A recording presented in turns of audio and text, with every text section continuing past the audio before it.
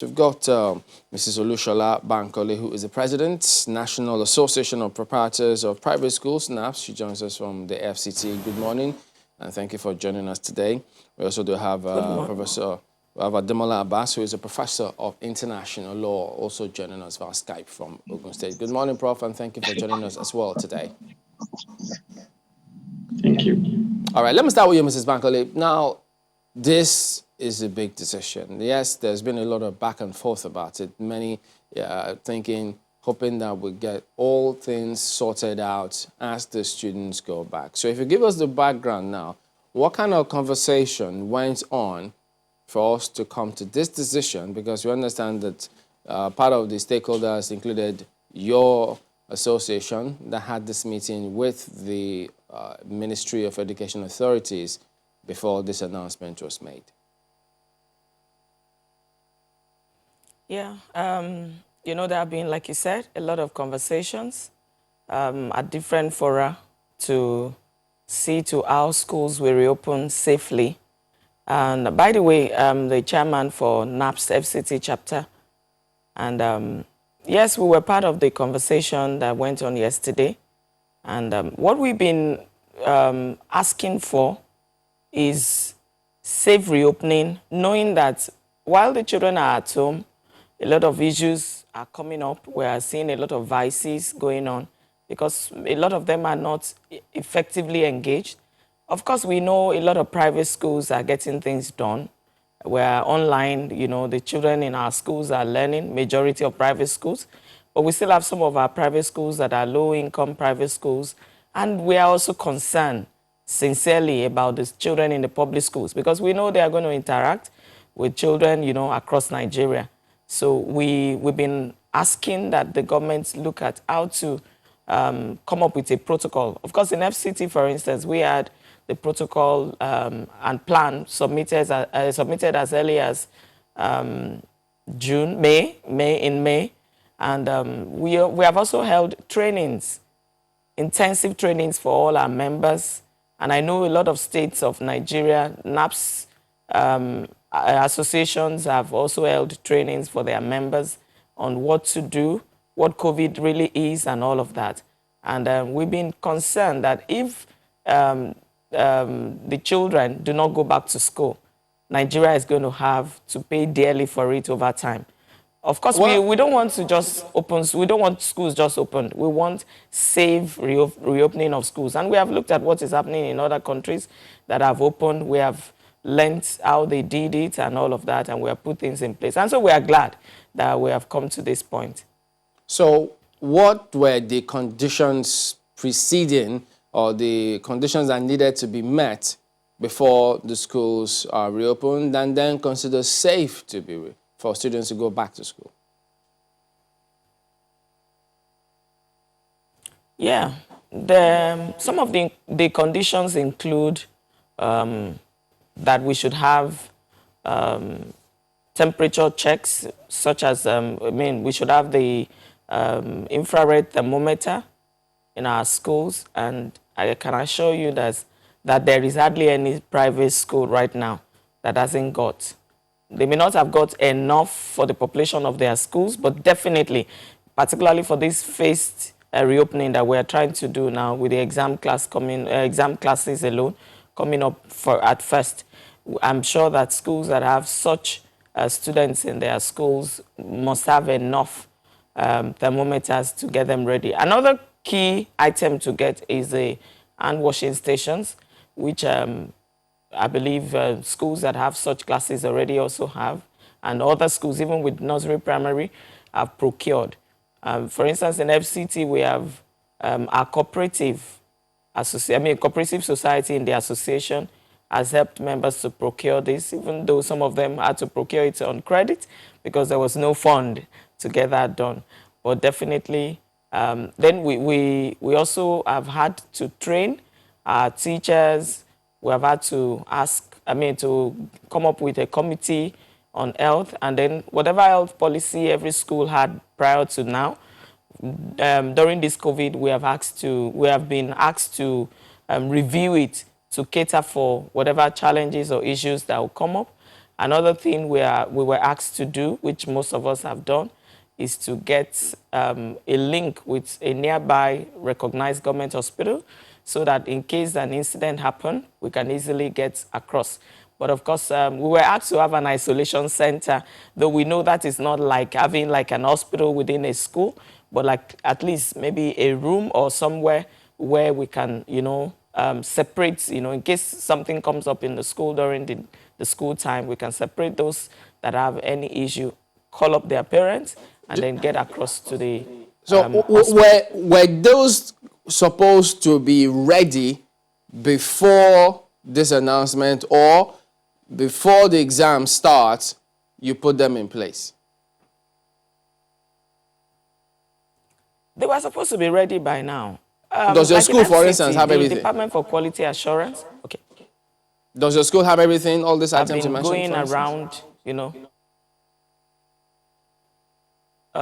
checking on schools because, the government had that document, the Annex A document that has, the checklists. Interestingly, in FCT NAPS, we also had that prior to now. We have a booklet we have created where there are checklists of things we expect all schools to have, to check that, oh, I'm ready to reopen. I need to have this, I need to have this. The committee should be in place. The school health nurse should be able to take charge of this and that, our temperature checks. And we have also, all this should be in place. But, there are parts of it that will come up as school reopens. Safe distancing is also Hang on a moment. We'll come back to that in a moment. Place, like the all right, let's bring in Professor Abbas on this. Well, Prof, in consideration of all of these conditions preceding which requirements that they needed to put in place before schools are open, now, do you think that this announcement, after all, way to go, or still a question mark? Well, thank you very much, Chamberlain. I hope you can hear me well. Hello, can you hear me? Yeah. Thank you very much, Chamberlain. Well, number one, I don't know how to respond to what the last speaker just said, because what I kept on hearing, look, almost all private schools have these provisions that they are talking about. Let's get something clear, Chamberlain. First and foremost, public schools are in the largest majority in Nigeria. Probably up to 70-75% of our children who are going to be writing WAEC belong to public schools. Number two, private schools where that can afford all these things we are talking about, Bomosho in Ibaraba, the Alimanjeri kids in the north, and so on and so forth. I think when people talk about private schools sometimes, what they refer to as schools in Lagos State and in Abuja and one or two other metropolises that we have in Nigeria. And that is just a tragedy at the end of the day, to use that as a parameter. Now, on the question of the measures, I am pretty surprised, because you will understand about 2 weeks ago when Mr. Adam, the Minister for Education, said he will not reopen the school, the federal government will not reopen the school. They were talking about the guidelines. These are the guidelines, extensive guidelines. What I did not get yesterday when I went through the press release from the Minister of Education was any reference to the guideline whatsoever. And to the lady who just spoke, let me just refer to that statement issued by the federal ministry itself after the consultative meeting they had yesterday. They were talking about appealing, making a passionate appeal.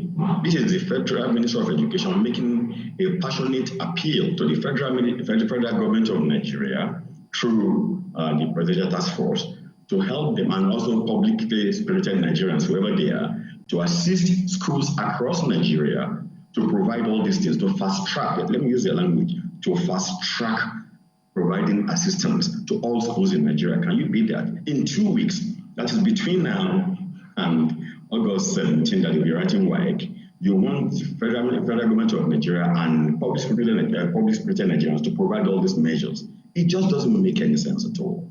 I don't know why we have become such, abysmally minimalistic in our approach to these very serious and fundamental issues. One thing that I did not hear yesterday from what I read at the ACOM meeting was serious reference to safe reopening. Let's ask ourselves the questions. What has changed from the last 2 weeks when the same federal government was vehement against reopening schools, and now, as far as the guidelines are concerned, are the guidelines just mere whitewash? Because if they are not whitewash, then the same federal Minister of Education will not be making a passionate appeal to the same federal government of Nigeria to help to fast track. So I don't think the question of guidelines and safe reopening was at the front burner at the meeting they had yesterday. I stand to be corrected. But it's very important what you have just mentioned. But let's take a quick reference from Mrs. Bankole in our studio in Abuja. I'm not sure if you heard what Professor Abbas said about, whether or not it is indeed safe to open schools now. How do you react? Yeah, I actually heard him. And of course, if you took note of my statement, I emphasized safe reopening. I guess what he may not be aware of is that across Nigeria, the document, the guidelines were issued, and schools across Nigeria have it, and the state ministries of education have, were asked to actually ensure that they visit schools to ascertain that the schools are ready. And I mentioned that at least I'm in FCT, and that is being done by Department for Quality Assurance. They are going around the schools. They were in my own school yesterday, for instance, and then they checked all our checklists, and they confirmed, what we have on ground. And I believe that, the Federal Ministry of Education, most likely, of course, the states are supposed to submit their documents, their reports, let me say, to the Ministry of Education by tomorrow, 29th. Because if you look at that document and the guidelines and the statement that came with it, the states are supposed to submit reports to show that the schools in the states are ready by 29th of July. And that's tomorrow. So I'm sure that the state ministries of education are working on that. Well, they are not sitting down. They are not sleeping. I'm sure they are working on safe reopening of schools. He mentioned something about public schools. Okay, just one moment before you go to that one. You talked about something the other time while you were speaking. You said you personally went to a number of the schools yourself, a number of private schools that are low-income earners. Do you think they are ready, from your assessment, from your own tour of private schools in the FCT who you say are low-income earners? How prepared do you think they are?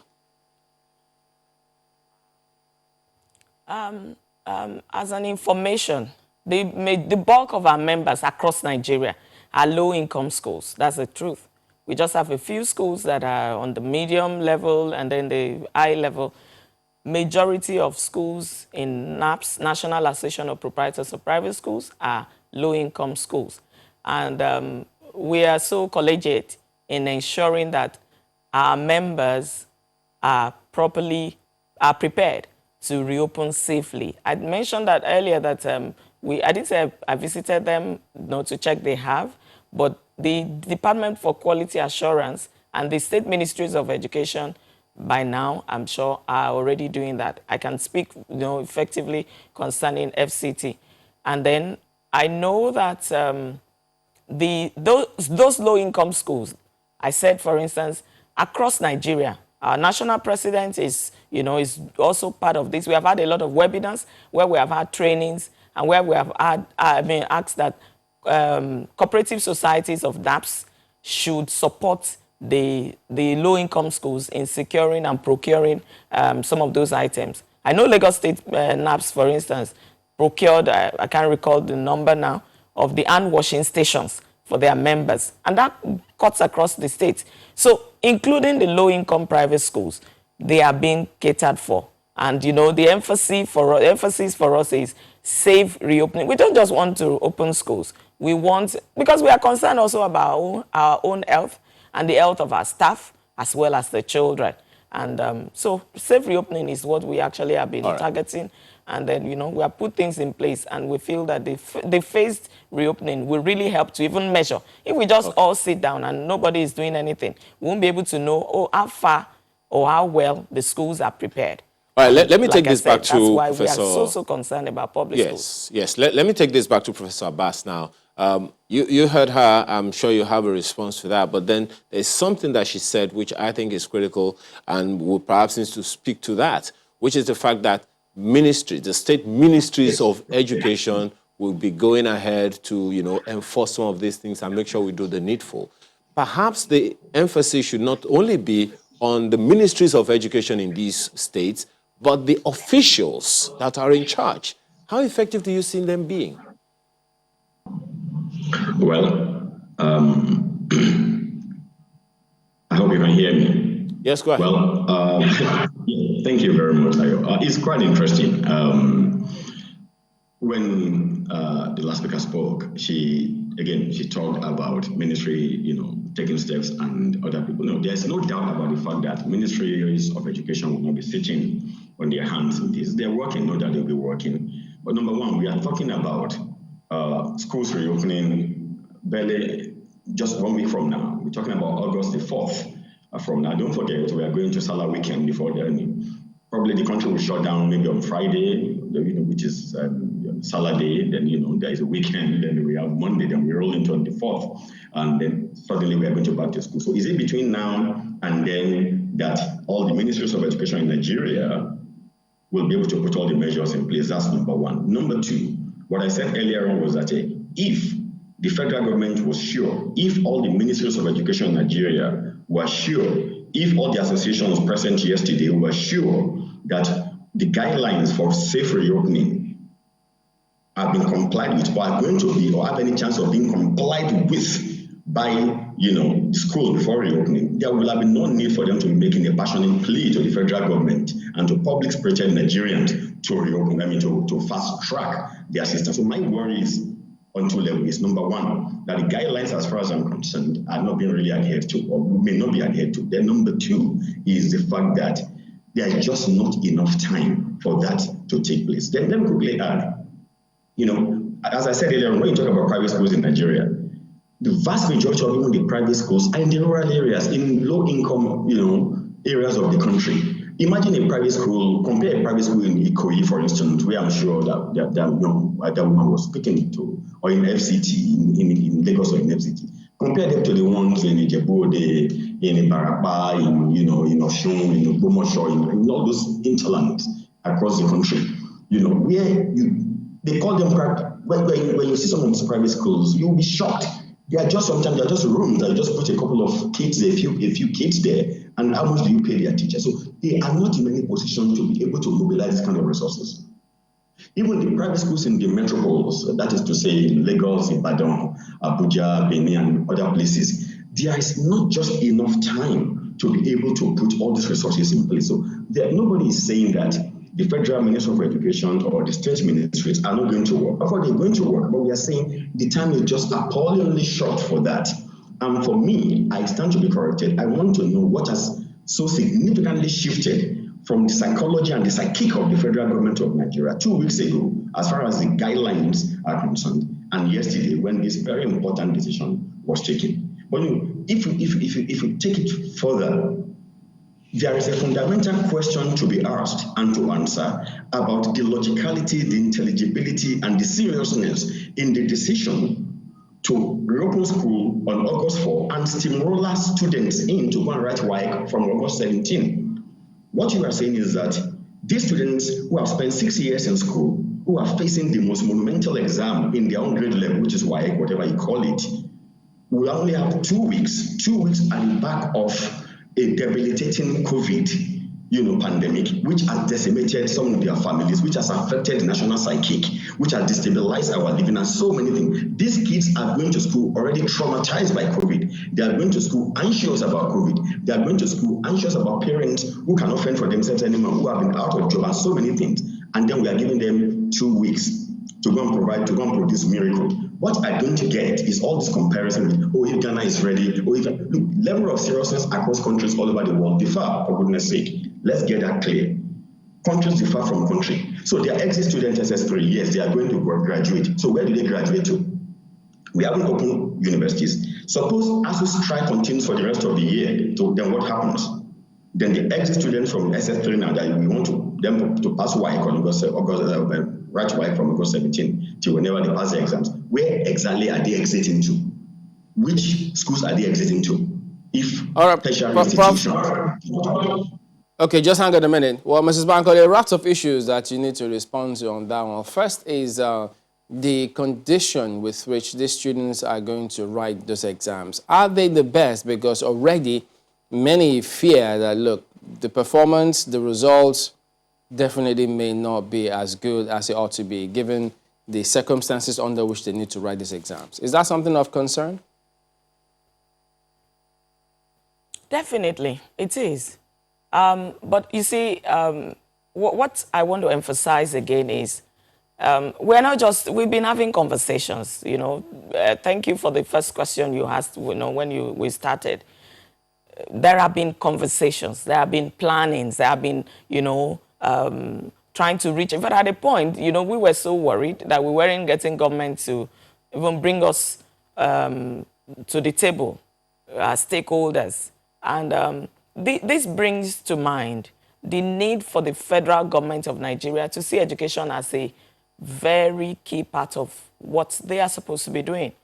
And then, you know, to see private schools as effective stakeholders and partners in providing quality education.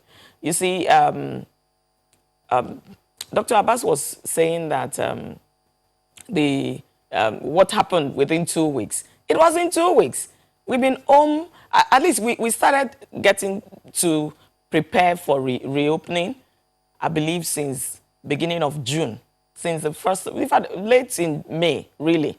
But effectively across Nigeria, I'm talking now about, you know, private schools and, you know, reaching out to government to say, okay, we need you to also begin to prepare, because we know that if public schools are not prepared, it will be difficult for private schools alone to resume or to write WAEC by themselves. Right. So we have been agitating and asking, and I'm sure, you know, it's not as if those that were in the meeting yesterday just took that decision. Let me jump in and ask you this. The guidelines came out.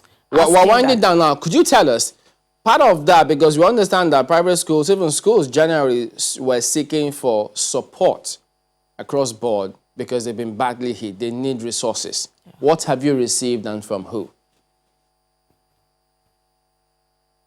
All right. I know that there's not been, there are promises, but like I guess in some states, some governments have, some governors and some governments have given some palliative, maybe in terms of the COVID rice. Like in FCT, we got 1,000 bags of the 5 kg rice and then 2,000 bags of the condiments.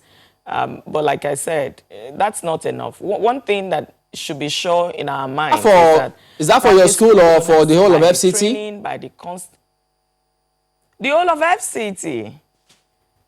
We know that these things are not coming to us, but we're not just going to, we should also look at the impact on the other end concerning the children, the students. We may think, oh, you know, how will they prepare? Some of them are mentally affected, emotionally. In fact, when the announcement was made that WAEC is cancelled, if you listen to the news, there are some news media that carried news about students getting depressed and, you know, almost like giving up on life. That, okay, so what's the use? I'm going to lose 1 year.